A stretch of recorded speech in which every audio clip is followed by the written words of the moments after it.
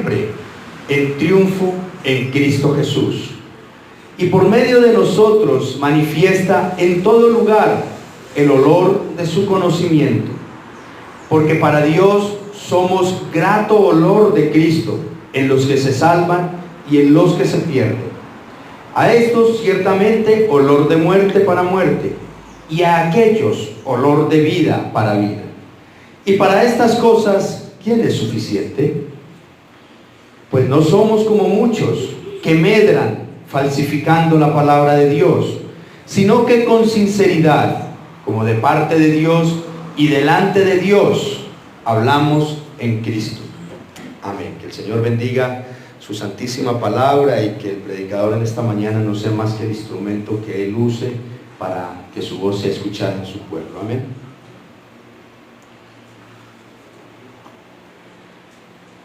El lunes pasado, cuando empecé a trabajar en este mensaje que escucharemos hoy, al darle los primeros vistazos a esta porción bíblica, noté que resaltaba aquí la palabra olor a Cristo. Por lo que dije, bueno, el título más apropiado para este mensaje debería de ser La fragancia del cristiano es Cristo. Y ese fue el título que le puse inicialmente desde el lunes. Pero ya profundizando un poco en el mensaje, profundizando un poco en la palabra, lo que realmente había ahí detrás de esa porción bíblica, logré entender que a pesar de que se repite este término olor o fragancia o aroma, como lo queramos ver, no era el título adecuado, porque lo que aquí resalta sin duda alguna es el triunfo del cristiano por medio de Cristo, y ya vamos a ver a través de qué. Entonces, por eso cambié el título y este es el título: el triunfo del cristiano. Yo les preguntaría a ustedes, ¿ustedes han tenido triunfos en sus vidas? ¿Cuáles han sido sus triunfos más significativos? Tal vez algunos cuando se recibieron de profesionales, otros cuando se graduaron de su bachillerato, otros cuando recibieron alguna bendición económica, otros cuando el Señor les aparejó una buena pareja a su lado.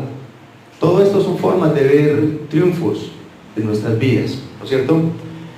Pero veamos qué dice Pablo acerca de lo que es verdaderamente el triunfo. Entonces pido su atención. Vamos a contextualizar un poco dónde estamos ubicados para los que no estuvieron hace 8 días.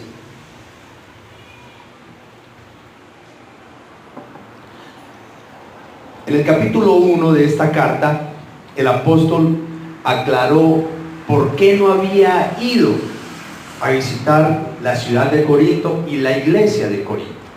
Sucede que en una carta anterior, que no la conocemos, no está en nuestro canon bíblico, él les había prometido que iba a ir a visitarles, pero finalmente cambió de planes.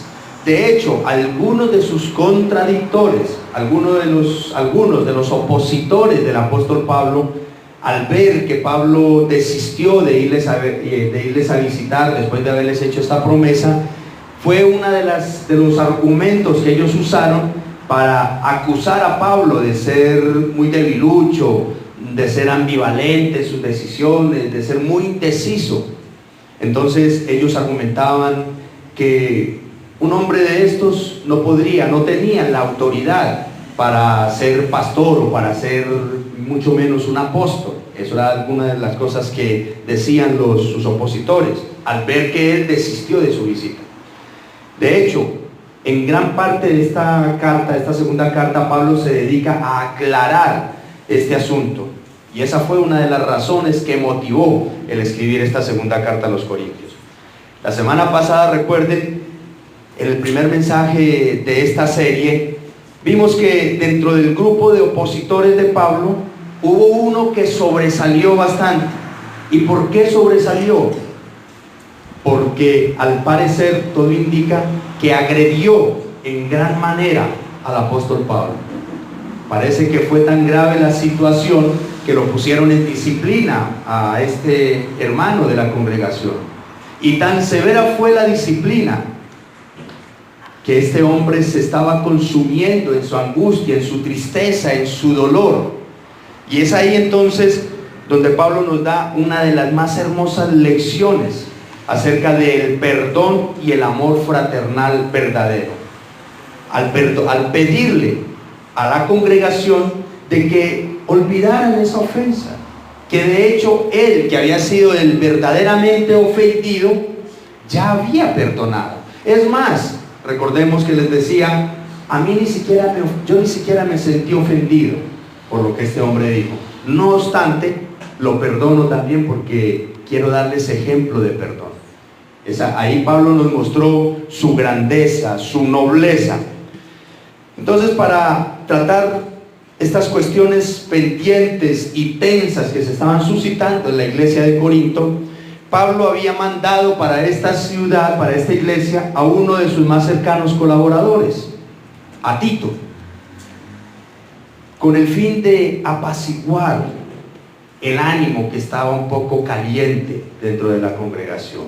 Eso es lo que nos da a entender dentro de la misma carta. De hecho, la espera de Tito de ver que lo había enviado para allá, para Corinto, para ver qué decían, cómo habían reaccionado, cómo habían respondido los hermanos de la iglesia, y al ver que Tito no llegaba, recordemos pues que entonces no había el celular, no había el teléfono, ni señales de humo, entonces todo tocaba por carta, ¿no es cierto?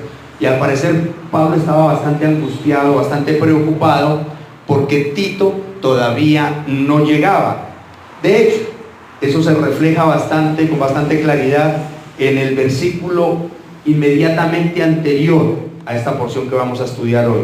Capítulo 12, versículo 13 dice Pablo: no tuve reposo en mi espíritu por no haber hallado a mi hermano Tito.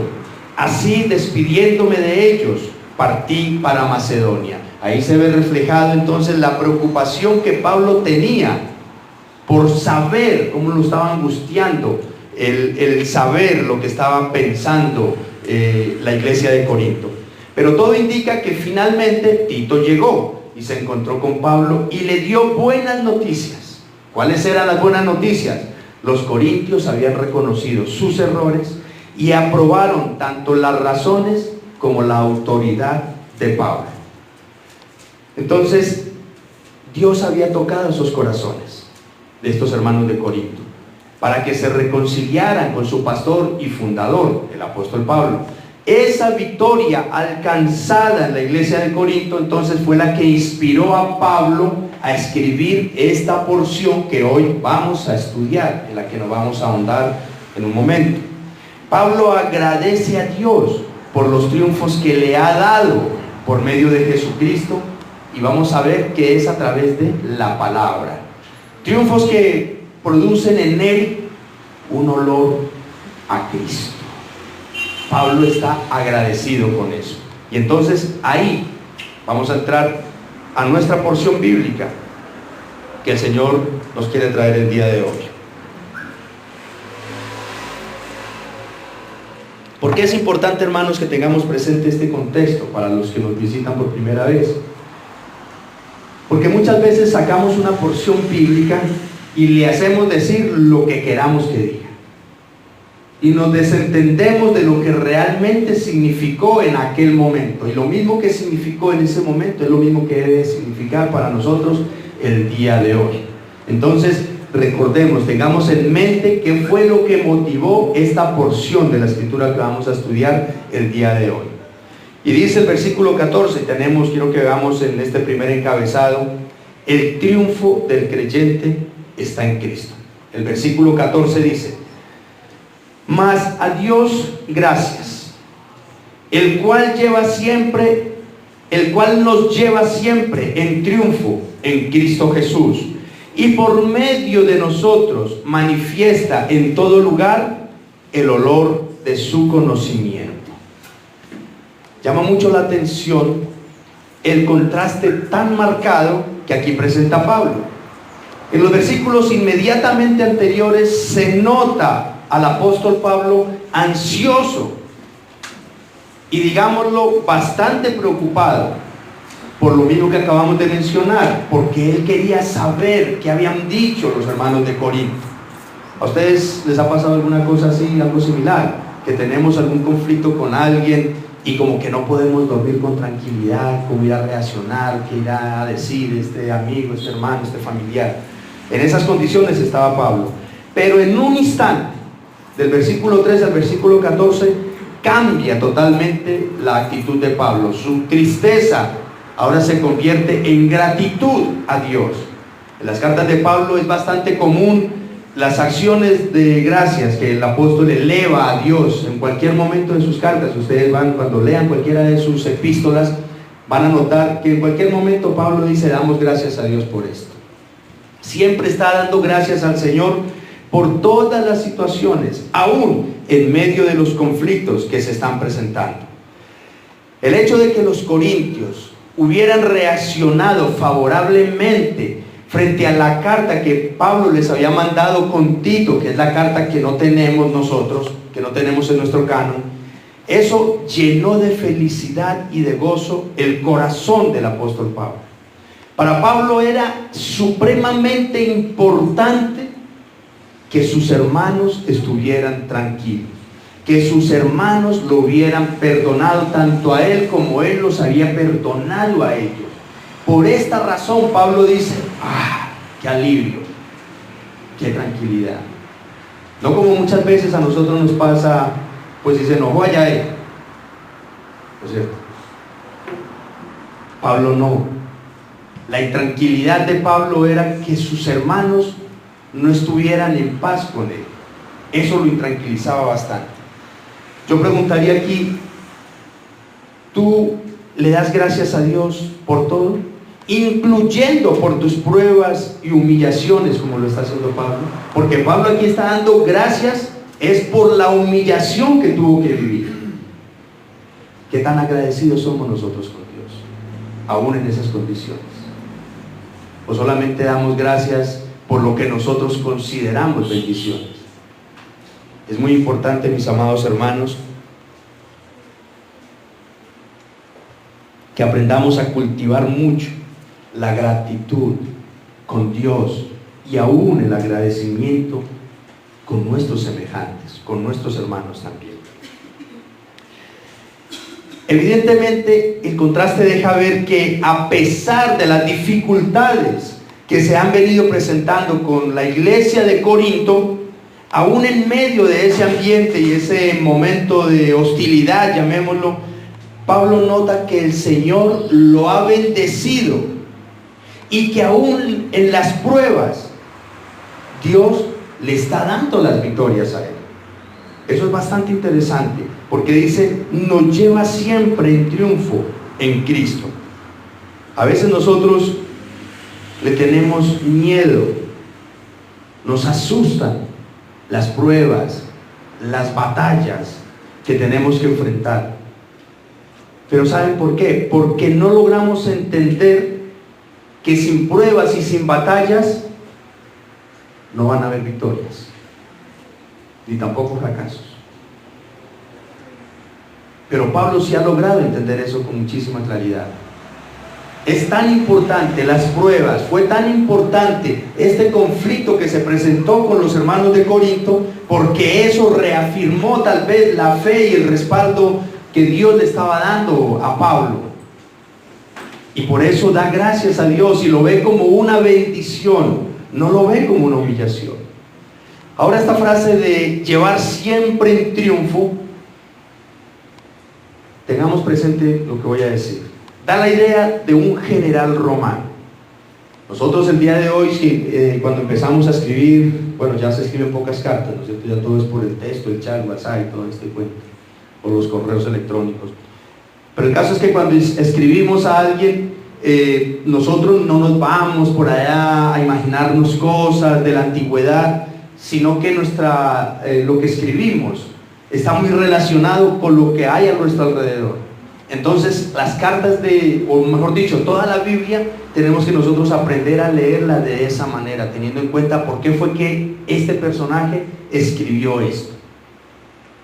Y aquí cuando Pablo dice llevar siempre en triunfo, Da la idea de un general romano que marcha delante de sus ejércitos en un desfile triunfal, entrando en la capital del Imperio Romano. El general desfila por las calles con sus prisioneros de guerra que los traen y se los muestra a todo el pueblo, a todos los espectadores. Mientras el desfile avanzaba, se iban esparciendo pétalos de rosas en la carretera por donde iba pasando esta procesión triunfal. Y también quemaban incienso.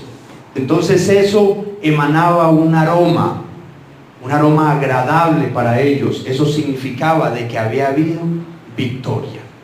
De aquí parte entonces la analogía que Pablo hace sobre la fragancia que debe de producir el cristiano, para que en todo lugar donde haya un cristiano se perciba el olor a Cristo.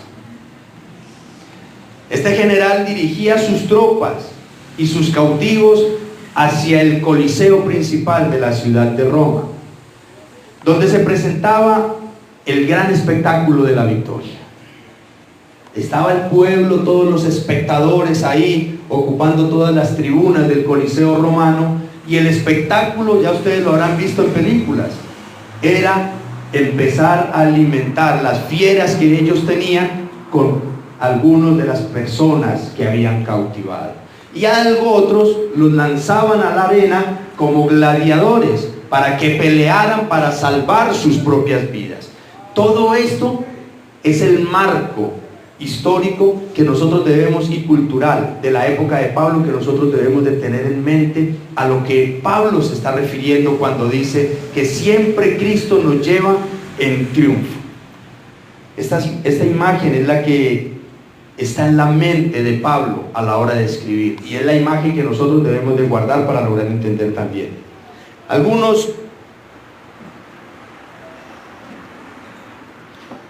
han interpretado que Pablo, al pronunciar esta frase de triunfo, de victoria, él se está viendo como el general que entra victorioso a la ciudad. Algunos han interpretado eso porque como los corintios ahora ya lo aceptaron como su apóstol y su fundador, como su autoridad, entonces algunos dicen, no, Pablo se está viendo como el general que triunfó, porque los corintios ahora están a sus pies, humillados. Pero en realidad, Pablo se está viendo de una manera totalmente diferente. El gran general y vencedor y conquistador que Pablo está teniendo aquí en mente y que está describiendo, no es él mismo, es Dios al que él se está visualizando, que hace su entrada triunfal en su reino. Pablo y los demás siervos de Dios son los cautivos que el Señor ha conquistado. Es así como él se está viendo. Pablo está feliz porque su humillación como esclavo enaltece la grandeza de Jesucristo, el hombre, el rey, el general, el Señor, que lo cautivó, que lo conquistó. Y sabe que este gran hombre, este gran rey que lo cautivó y lo conquistó, no lo ha cautivado para avergonzarlo, simplemente para destruirlo, sino para salvarlo. Entonces es ahí donde Pablo, después de haber sido humillado por los corintios, ahora dice, no, yo me siento vencedor y doy gracias a Dios por este triunfo que me dio. Él no se ve como un fracasado ni como un perdedor porque los corintios lo humillaron, ni tampoco se ve como un triunfalista arrogante porque ahora los corintios lo aceptaron y lo reconocieron. Él se ve como un triunfador porque en su humillación, porque en su vergüenza sobresalió el amor, la gracia y el poder de Jesucristo, que lo salvó y lo transformó. No sé si me están siguiendo. No debemos de interpretar de que Pablo está diciendo que es triunfador porque venció sobre sus enemigos. No, Pablo está diciendo, yo soy triunfador porque el Señor me ayudó a humillarme delante de estos corintios, y porque me humillé ante ellos, ahora Cristo me dio la victoria. Nosotros vemos el triunfo de esa manera. En medio de tus luchas y batallas, ¿has visto la bendición y la victoria de Dios? En medio de los malos momentos, de las humillaciones, ¿has visto la victoria de Dios? Pablo sí lo logró. Usualmente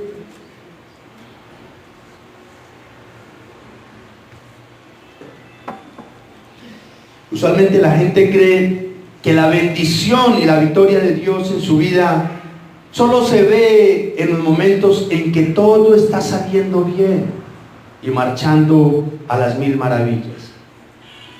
Pero la victoria de Dios no solo se manifiesta en esos momentos, ni de esas maneras, porque Dios no ve el triunfo como el mundo lo ve. Dios no ve la victoria como nosotros la vemos. Los conceptos que el mundo tiene de triunfo son totalmente diferentes a los que tiene Dios. Para el mundo, por ejemplo, el triunfo es alcanzar sus metas y objetivos económicos, tal vez, materiales, académicos, profesionales, personales, familiares. Eso es triunfo. Tener un buen carro, una buena casa, una buena finca, eso es triunfar. Vestir a la moda y de la mejor marca, eso es ser exitoso. Tener un buen puesto en una de las mejores empresas, eso es haber salido adelante. Tener una gran empresa próspera y pujante, eso es haber triunfado. Que mis hijos estudien en los mejores colegios y universidades y salgan mucho más adelante que nosotros mismos, eso es triunfar. Ser personas respetadas, reconocidas en nuestro medio, eso sí es victoria. Así es como el mundo lo ve. Esta es una mínima expresión de cómo el mundo percibe el triunfo. En otras palabras, el triunfo para muchos es sobresalir por encima de los demás. Díganme si estoy equivocado. Así es como muchos vemos y percibimos el triunfo. Todo relacionado con lo que vemos, con lo físico, con lo material, con lo económico, con lo profesional. Pero para Dios y sus siervos, los verdaderos triunfos no solo son los logros materialistas o físicos. Los verdaderos triunfos son aquellos que logramos contra nuestra propia pecaminosidad. Y aquí Pablo no lo está relacionando su triunfo con ningún éxito material. Está feliz y se siente triunfador porque logró controlarse ante los corintios y Dios por eso le dio la victoria. Cuando nos conquistamos a nosotros mismos con la ayuda de Dios y su Santo Espíritu, eso es el triunfo para Dios. Cuando logramos vencer nuestros odios, nuestros rencores, nuestras iras, nuestras emociones malsanas, nuestros malos deseos y bajas pasiones, eso es triunfar para Dios. Cuando dejamos de buscar fama y reconocimiento para alimentar nuestro propio ego, eso es triunfo para Dios. Cuando dejamos a un lado el orgullo, la arrogancia y aprendemos a humillarnos y que eso nos haga menos personas, eso es triunfar. Cuando dejamos de preocuparnos para que nuestro nombre quede en alto y más bien nos empezamos a preocupar más por dejar en alto el nombre de Jesucristo, nuestro Señor y Salvador, eso es triunfar para Dios. Ahí es donde el Señor nos dice: has triunfado, has vencido, has alcanzado la meta. Y es así, mis amados hermanos, como debemos de ver. Este es el tipo de victoria que todos los siervos de Dios han alcanzado. Desde Abraham, desde Jacob, desde su hijo José, desde el rey David, los profetas, el mismo Jesucristo, Pablo y todos los demás discípulos alcanzaron estas victorias. ¿Cuál de los personajes que mencioné y el resto de todos los otros personajes que conocemos en la Biblia no fue humillado? David fue un gran conquistador, un impresionante guerrero, supremamente próspero, pero fue humillado. Y tuvo que agachar la cabeza cuando sus mismos subalternos, incluso sus súbditos, algunos, lo humillaban. Y él agachó la cabeza. Y ahí fue donde alcanzaron el verdadero triunfo. Cuando vemos nosotros a un David diciendo: doy gracias a Dios porque me hizo poderoso, joven, apuesto, tengo mujeres y la paso bueno? No. Doy gracias a Dios porque me ha dado la victoria contra mí mismo. Y eso es lo que Pablo aquí está celebrando. Cuando alcancemos este nivel de humildad y de rendición ante Dios, entonces podremos decir como Pablo: el Señor siempre nos lleva en triunfo, no porque me ha hecho una persona exitosa, sino porque me conquistó y me ayudó a conquistarme a mí mismo.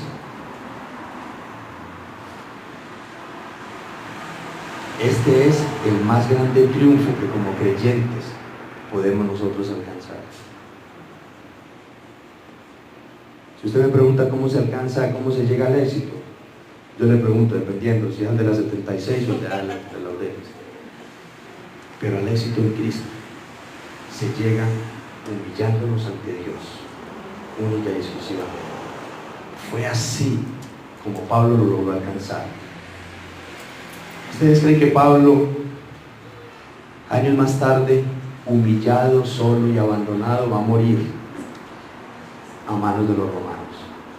¿Cuándo se sentiría fracasado ese hombre? Nunca.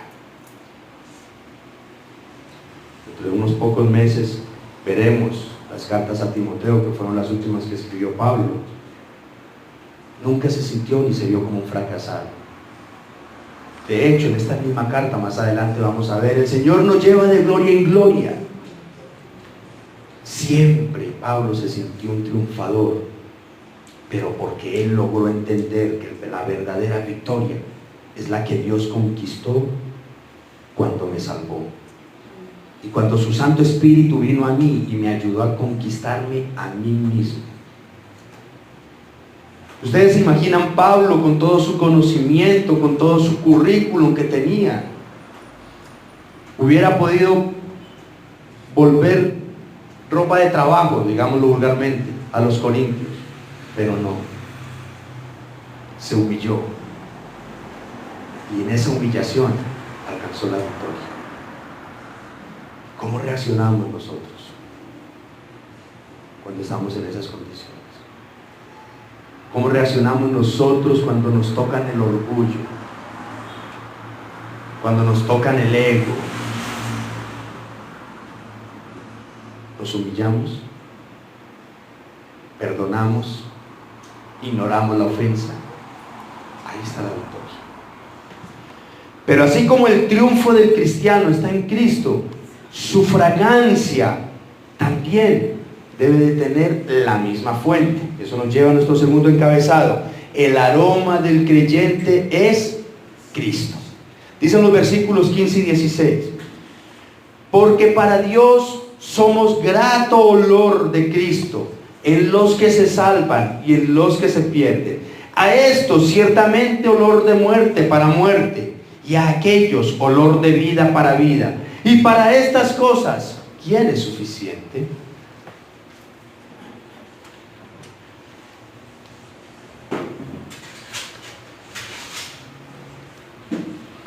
Siguiendo con la misma analogía del general que ha conquistado un territorio y ha esclavizado a sus pobladores, que cuando va en su desfile triunfal está oliendo el aroma de las flores y del incienso que le están quemando, para elogiarlo, siguiendo con esa misma analogía. Asimismo Dios, como el gran conquistador de los pecadores, el único y verdadero Rey y Salvador, se deleita y disfruta del agradable y único olor que emana del sacrificio de Cristo Jesús, representado en sus siervos.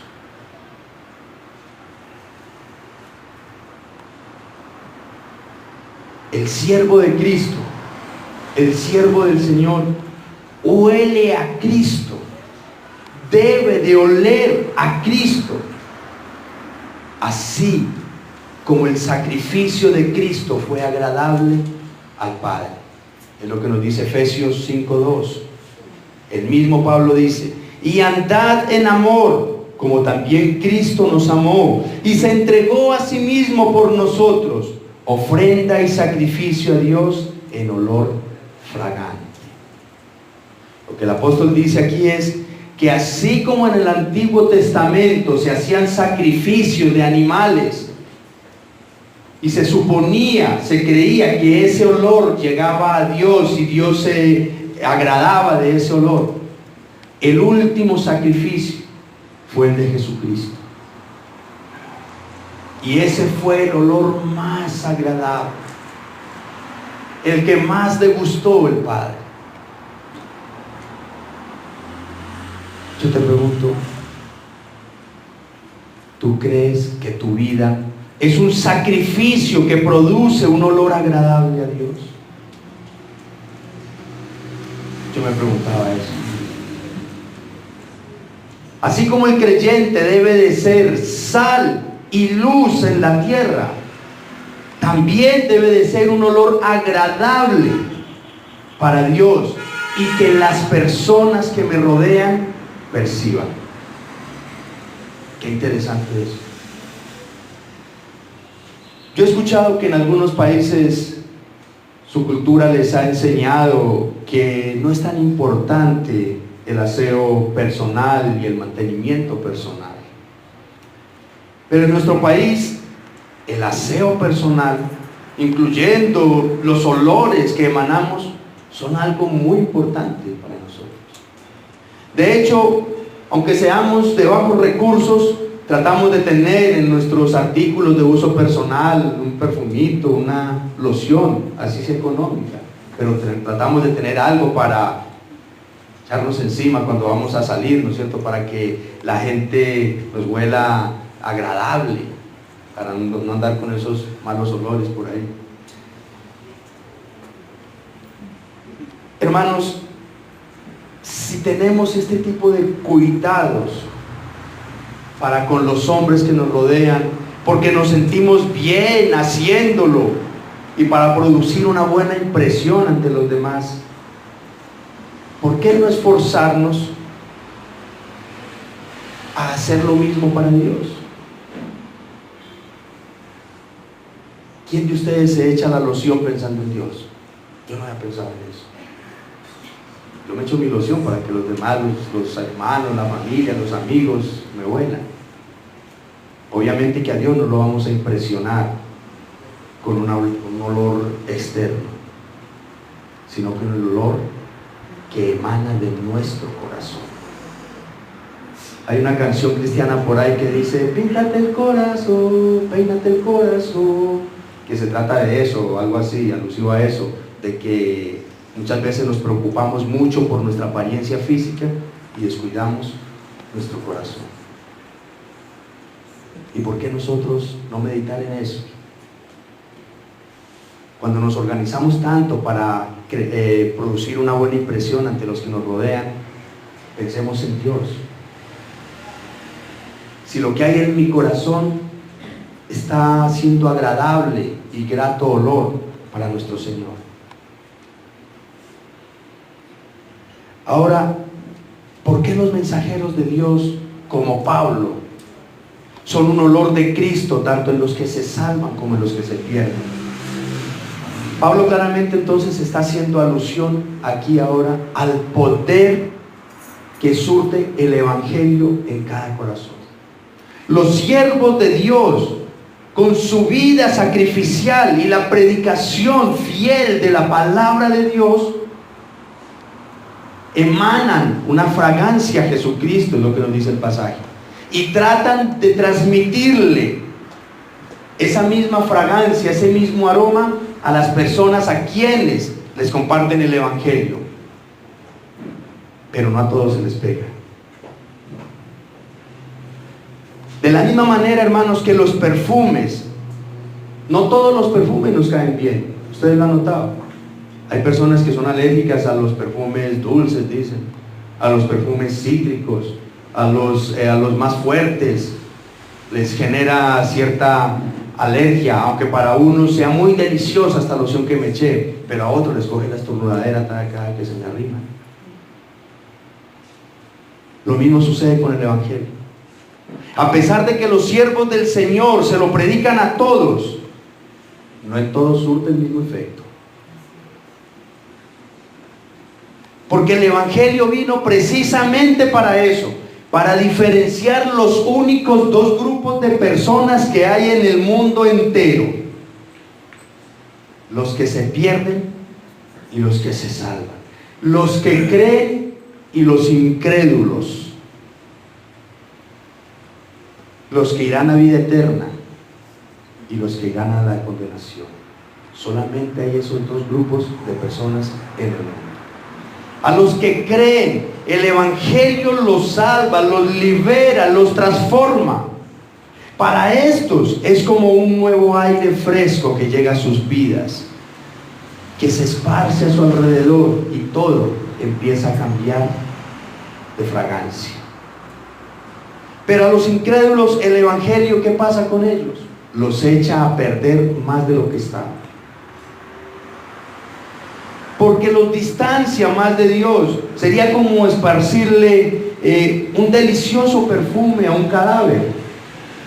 Tan pronto tú se lo echas, el cadáver va a cambiar de olor y huele bien, pero pocas horas después va a seguir oliendo a muerto. Así pasa muchas veces con el aroma del evangelio. Salimos de aquí oliendo a evangélicos todos. Y de hecho uno va por la calle y ve a algunas personas, y por su Biblia acá o por su falda abajo, uno dice: vea, estas son hermanitas mías, salieron de la iglesia. Pero ese puede ser el aroma del evangelio con el que salimos de la iglesia. Pero en nuestra casa, en nuestro trabajo, la gente sigue oliendo a evangelio en nosotros. Usted es evangélico, es creyente, es cristiano, pero huele a todo menos a eso. Qué pena.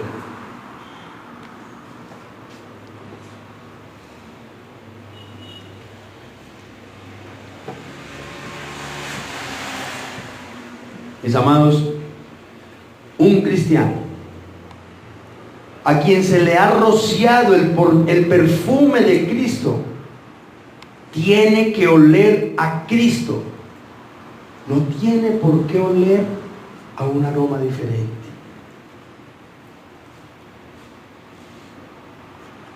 ¿Ustedes conocen cristianos que huelen a tubo? ¿O conocen cristianos que huelen a marihuana?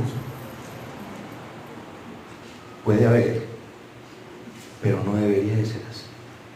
El cristiano tiene que oler a Cristo. Porque fácilmente alguien se me puede acercar y lo saludé: Dios lo bendiga, hermano. Uy, pero ese tubo, hermano, no huele a Cristo usted.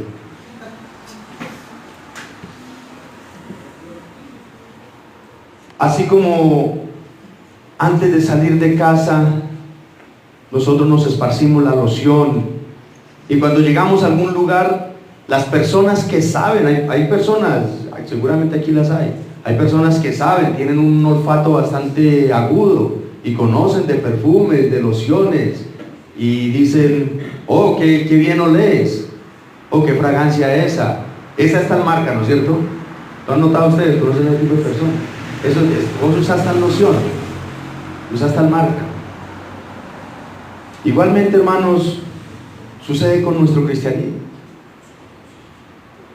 Con nuestro mero saludo, con nuestra mera actitud, con nuestras palabras, con nuestro carácter, la gente inmediatamente se dará cuenta qué clase de cristianos somos. Porque ese sería el olor inicial que los demás van a percibir en nosotros. Pero Pablo entonces no solo nos dice que el triunfo sobre el pecado y nuestra fragancia provienen de Cristo, sino que ahora también nos enseña cómo es que se obtiene. Y nuestro tercer encabezado dice: ¿cómo se obtiene el triunfo y el aroma a Cristo? ¿Qué creen ustedes? ¿Cómo se obtiene? El versículo 17 dice: pues no somos como muchos que medran falsificando la palabra de Dios, sino que con sinceridad, como de parte de Dios y delante de Dios, hablamos en Cristo. En los versículos anteriores, Pablo reconoció que Dios lo lleva en triunfo en Cristo por el poder de la palabra que ha obrado en él para humillarse y obedecer.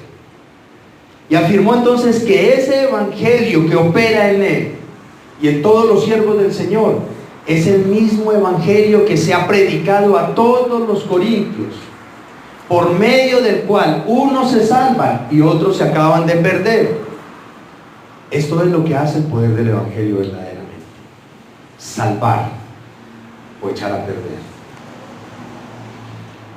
A Pablo no le cabe la menor duda, recordemos ahora el trasfondo inicial, que todos los conflictos que se han presentado en la iglesia de Corinto se deben exclusivamente al falso evangelio. Que muchos, en este contexto ese muchos quiere decir que la gran mayoría, que casi todos los falsos predicadores han traído para ellos.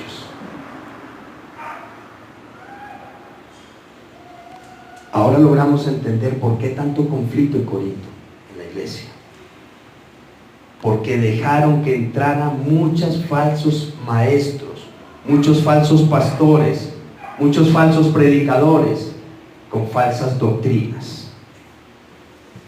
Más adelante, en esta misma carta, en el capítulo 11, Pablo dirá, los versículos 13 al 15: porque estos son falsos apóstoles, obreros fraudulentos, que se disfrazan como apóstoles de Cristo. Y no es maravilla, porque el mismo Satanás se disfraza como ángel de luz. Así que no es extraño si también sus ministros se disfrazan como ministros de justicia, cuyo fin será conforme a sus obras. Aquí está casado el problema entre Pablo con los falsos maestros. Ahora esta frase, medran falsificando, llama bastante la atención. Significa vender baratijas por lucro, vender u ofrecer bienes de segunda mano por medio de prácticas falsas y engañosas. Eso significa medrar falsificando. En los tiempos de Pablo, como ahora, era común que en el mercado muchos de los productos que se vendían fueran adulterados. Al vino y al aceite, por ejemplo, se le mezclaba agua o aceite de menos calidad. Los metales, como el oro y la plata, también tenían residuos que aumentaban su peso. Se vendían productos medicinales a los que se les atribuía poderes milagrosos para sanar muchas enfermedades. Obviamente, todo era falso. Es la misma realidad. Es la misma realidad. Si los quiere ver, vayamos al Parque del Río y a varios otros lugares de nuestras ciudades. Ahí están.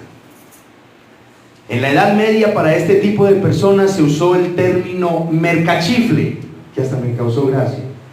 Mercachifle, que daba la idea de un comerciante de muy poca monta y embaucador, que lleva toda su mercancía encima y vende más por su palabrería que por la calidad de sus productos.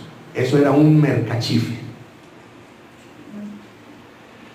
Para todo producto que la gente se interesa, salían los mercachifles, y así salieron también los culebreros del Evangelio, a vender el Evangelio.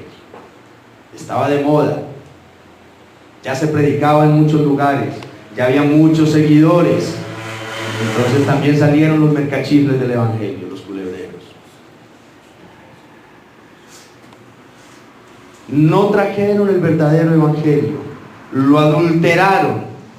Ellos le trajeron al pueblo lo que consideraron que la gente quería escuchar.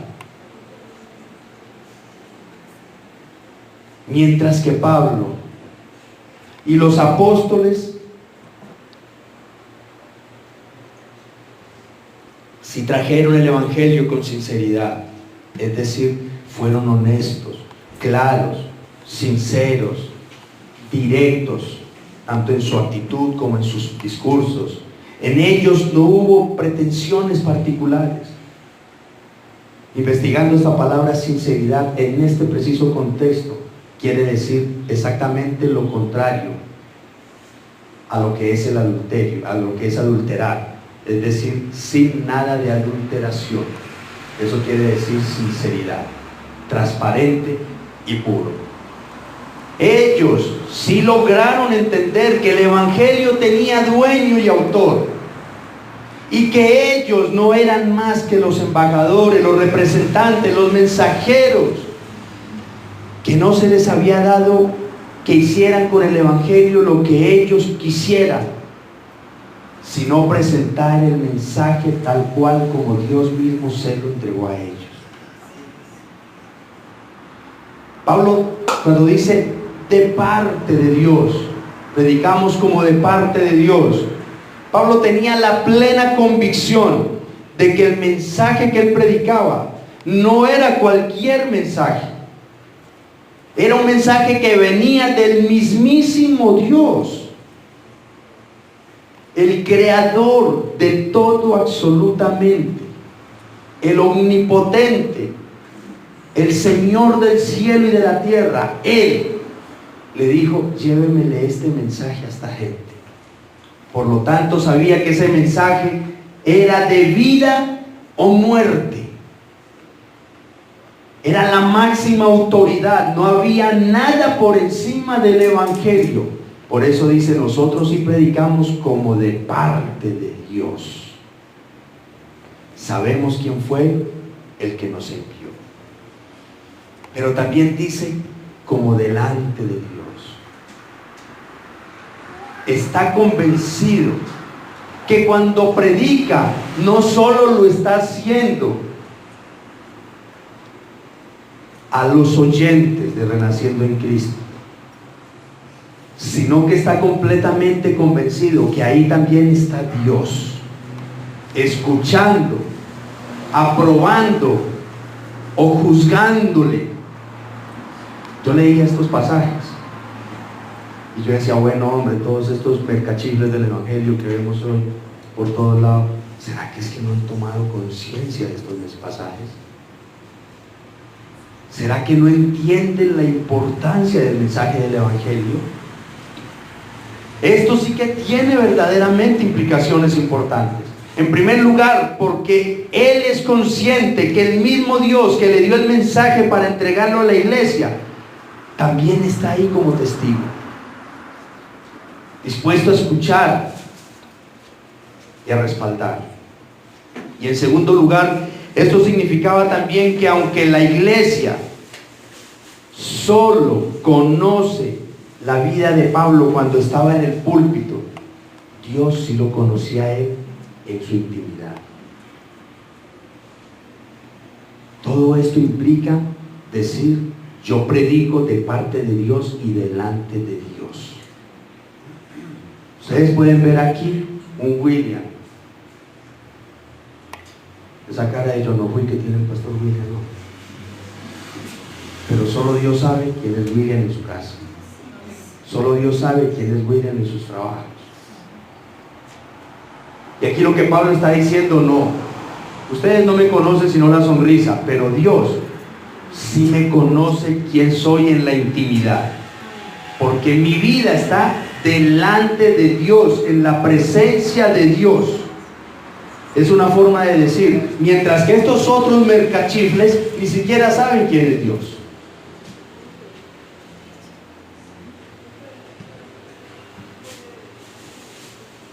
Uno escuchando todo esto, no queda más que decir, wow, cuánto culebrero, y cuánta gente buscando estos culebreros para que les calienten el oído, y perdiéndose los unos como los otros. Vea, uno va por el Parque de Río y le salen los culebreros de verdad, los que ofrecen la pomadita, el frasquito con yo no sé qué cosa. Esto es bueno para el cáncer, esto es bueno para la diabetes, esto es bueno hasta para la pobreza. Así mismo resultan los culebreros del Evangelio, tal cual. ¿Quieres ser rico? Venga a Cristo. ¿Quiere que Dios le dé la mejor esposa, el mejor esposo, que se lo cambie de la noche a la mañana? Venga a Cristo. Para muchos esto es la pomadita buena para de todo un poquito, pero para Pablo no, y para nosotros tampoco debería de ser. Para nosotros esto es palabra de Dios. Amén. Hermanos,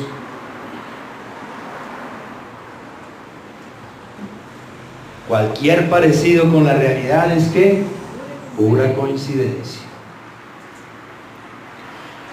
Uno creería que la falsedad, la confusión y la maldad en el Evangelio son nuevos, pero según vemos no. Nacieron el uno con el otro. Nació el Evangelio y desafortunadamente juntamente con él la mentira y la falsedad. Todo lo que se estaba viviendo en la iglesia de Corinto tenía una razón de ser, y era que los corintios se habían dedicado a escuchar mentiras de sus predicadores. En nuestros tiempos sucede exactamente lo mismo. Muchos creyentes hoy en día tienen unas doctrinas raras, hasta descabelladas, y otras muy sutiles, pero el resultado es el mismo: dureza de corazón, incredulidad y, ¿por qué no decirlo?, maldad en el pueblo de Dios, porque no estamos conociendo la verdad. Y en muchos casos esto se da, ¿saben por qué? Porque nunca, escuchen esto, porque nunca algo falso y pecaminoso podrá producir algo verdadero y puro. Hermanos, es difícil calcular el daño tan profundo que se le ha causado al pueblo de Dios a causa de los falsos evangelios y todas las descargas de mentiras que por medio de él se han recibido. No se puede calcular el daño, pero créanme que sí es demasiado profundo. Muchos creyentes hoy están llenos de resentimientos, de iras, de odios, de envidias, de orgullo, de codicia, de lujurias. Son rebeldes, son soberbios, desleales, ingratos, desagradecidos, inmaduros, etcétera, etcétera, etcétera. ¿Y saben por qué?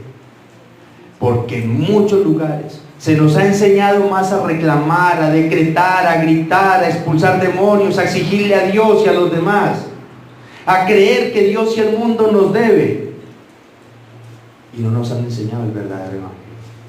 El verdadero evangelio, la verdadera palabra de Dios, nos guía al arrepentimiento verdadero, a la fe verdadera.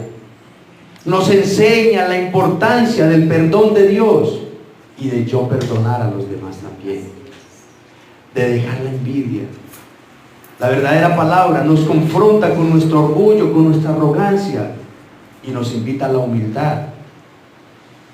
a dejar el amor por el dinero, a tener más dominio sobre nuestros propios pensamientos y emociones, a ser agradecidos con Dios y con los demás, a ser maduros, obedientes, perdonadores. Eso nos enseña la verdadera palabra de Dios. Pero oh sorpresa, nos gusta más que nos calme el comezón de oír. Créanme,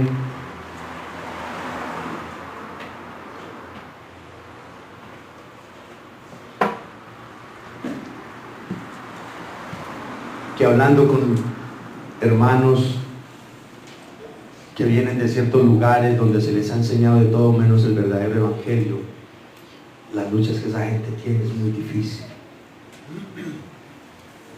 Y Pablo aquí nos está dando una fórmula infalible que no nos va a fallar. Yo no sé, ya para ir concluyendo, cuáles sean tus metas en tu vida, sean a corto, a mediano o a largo plazo, pero sí quisiera motivarte a que dentro de tus metas tengas como prioridades tus procesos espirituales. Que así como te esfuerzas por alcanzar triunfos y objetivos terrenales y materiales, te esfuerces también aún más por alcanzar la santidad. Y que tu mayor triunfo sea vencer tu propia pecaminosidad y tu maldad. Ese sería el verdadero triunfo, mis amados hermanos. Hermanos, créanme que para mí es una alegría cuando ustedes me dicen: pastor, me cambiaron de trabajo, estaba ganando tanto, ahora me gano tanto. Pastor, pusimos un negocito y qué bendición de negocio. O pastor, mire que me salía una plata que no me habían pagado, que la tenía por perdida y me llegó. Créanme que me alegra muchísimo, me da mucha alegría por eso. Pero me alegraría muchísimo más cuando me entere o cuando ustedes me compartan que aquellos que tenían su hogar tambaleando hoy son vencedores porque son una familia estable y sólida gracias a que se humillaron y rindieron sus vidas al Señor. Que aquellos que vivían a toda hora en conflictos con su familia y otros por causa del orgullo, de la ira, de la amargura, hoy han triunfado porque ahora tienen paz en su corazón y viven en paz con los demás, gracias a que entendieron y aprendieron la mansedumbre y la humildad de Cristo. Que aquellos que eran esclavos del vicio, de las drogas, del licor, de todas estas cosas, del dinero, hoy son libres, triunfadores, porque entregaron sus vidas al Señor y Él rompió todas esas ataduras. Esos son verdaderos triunfos, mis amados hermanos. Yo me alegro por tus alcances y tus metas profesionales, pero en el cielo habría fiesta el día que logremos decirle al Señor: gracias Dios por este triunfo que me diste. ¿Cuál triunfo, William? No, porque ayer me pegaron una insultada en un semáforo allá abajo y yo dije: gracias Dios, bendíceme. Eso es un triunfo espiritual. Eso es un triunfo espiritual. Porque logré contener mis impulsos, porque logré conquistarme a mí mismo. Y eso es lo que hace el Señor con nosotros. Los triunfos seculares les cambiarán su estatus y su posición, pero los triunfos sobre el pecado y todas sus expresiones les cambiarán su vida y la de los que les rodean. Pero entonces, ¿qué tenemos que entender? Tenemos que entender que este tipo de victorias solo las da ¿quién? Cristo. Cuando nos rendimos a Él en espíritu y en verdad, cuando realmente proponemos a nuestras vidas obedecer, honrar su bendita palabra. Todo este discurso triunfalista de Pablo concluye en esto: escuchen la palabra verdadera de Dios. Esa es la que realmente los va a transformar. No los, como dijimos, mercachiles del Evangelio. Una mentira traerá engaños, traerá más mentiras. La verdad del Evangelio traerá verdaderas transformaciones. Amén. Vamos a darle gracias al Señor, mis hermanos. Soberano Dios, Señor del cielo y de la tierra.